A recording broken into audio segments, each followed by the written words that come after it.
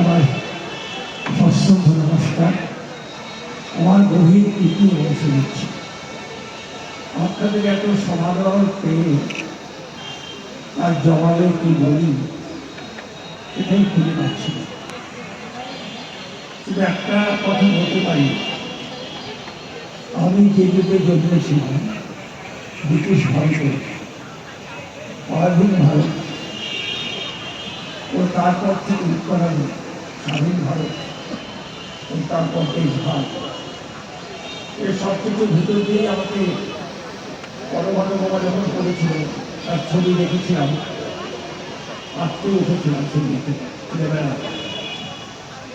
অভিজ্ঞতা অনেক হয়েছে, লোনে নানান লেখাপড়া, নানান বৈচিত্র্য, নানান তরঙ্গের ভিতর দিয়ে আমি এত বয়সে উপনীত হয়েছি। এই প্রসঙ্গে একটা কথা বলি, এই দেবগঙ্গার একটা স্মৃতি আমার আছে।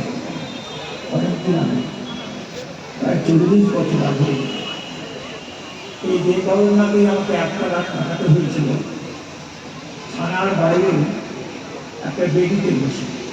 বাড়ি খারাপ হয়ে গিয়েছিল, ফিরতে পারিনি।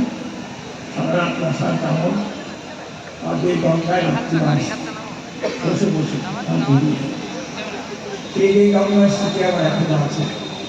সেখানে আবার ফিরে আসা, কিন্তু আপনাদের আয়োজন দেখে আমার এত ভালো লাগছে, উৎসাহ উদ্দীপনা দেখে এত ভালো লাগছে, মনে হচ্ছে যেন বাঙালি আবার একটু একটু করে ভেঙে উঠছে।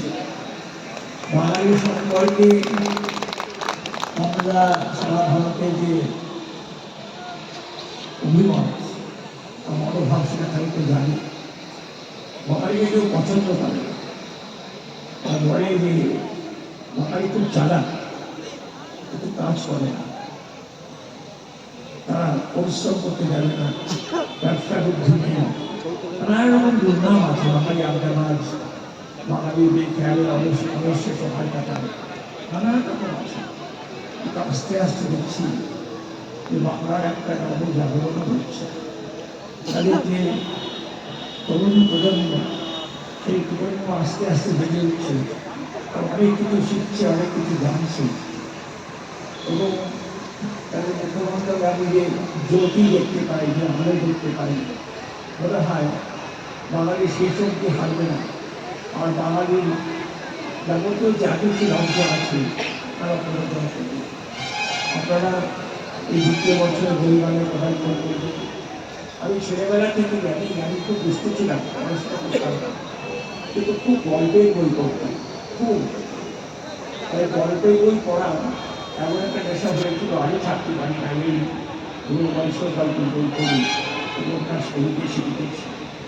এটা একটা যেমন চৌকোটা বই, মানে একটা চৌকো আকৃতিত, ওটাকে জানালার মতো, জানালা দিয়ে অনেক দূরকে দেখা যায়, অনেক দূরকে আপন করে যাওয়া যায়, ঘরের ভিতর থেকেও বাইরে নাগাল পাওয়া যায়, সেরকম একটা জিনিস। বই আমাদের মস্ত বড় বন্ধু, মস্ত বড় সঙ্গী। এই বইয়ের প্রতি যদি আপনার অনুরাগ থাকে, তাহলে আপনি জীবনে হারবেন না, অনেক কিছু শিখবেন। এই জীবন যাপন যখন সেটা শিখবেন, এই জীবন কীভাবে যাপন করতে হয় সেটা শিখবেন, নানান রকম অভিজ্ঞতা হলো বই করে। বই আমাদের সমৃদ্ধি করে। আর একটা জিনিসই রতন লিখেছে একটা বই, সেটা হচ্ছে মোবাইল ফোনের প্রতি আসা। মোবাইল ফোন ভালো, অনেক উপকারে লাগে আমাদের, কিন্তু তারা অনেক খারাপ দিক আছে।